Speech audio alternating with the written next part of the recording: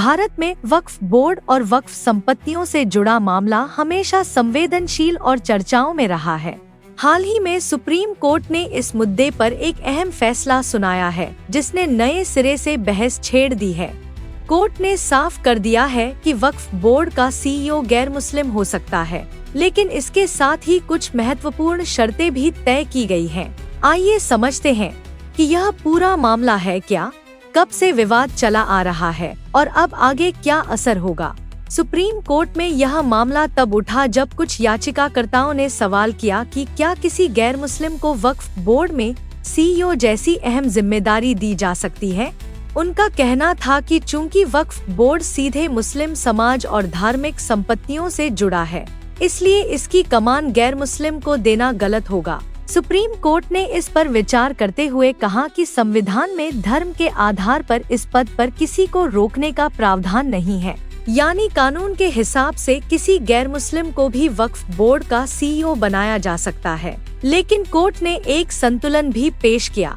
आदेश में कहा गया कि केंद्रीय वक्फ परिषद के 22 सदस्यों में से अधिकतम 4 ही गैर मुस्लिम हो सकते हैं। राज्य वक्फ बोर्ड्स के 11 सदस्यों में से केवल 3 ही गैर मुस्लिम हो सकते हैं। यह आदेश सितंबर 2025 में आया है। इससे पहले भी वक्फ बोर्ड के गठन और उसके संचालन को लेकर कई बार विवाद हो चुके हैं।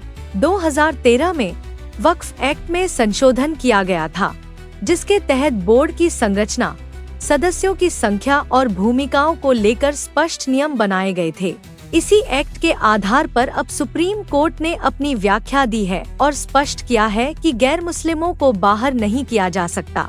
इस फैसले के बाद राज्य और केंद्र सरकारों को अपने अपने वक्फ बोर्ड्स में नए सिरे से विचार करना पड़ सकता है। जहां पहले गैर मुस्लिम सदस्य बनाए गए थे, वहां अब यह जांच करनी होगी कि उनकी संख्या तय सीमा से ज्यादा तो नहीं है। साथ ही मुस्लिम समाज के भीतर भी यह चर्चा तेज हो सकती है कि गैर मुस्लिम सीईओ या सदस्य कितना प्रभाव डालेंगे।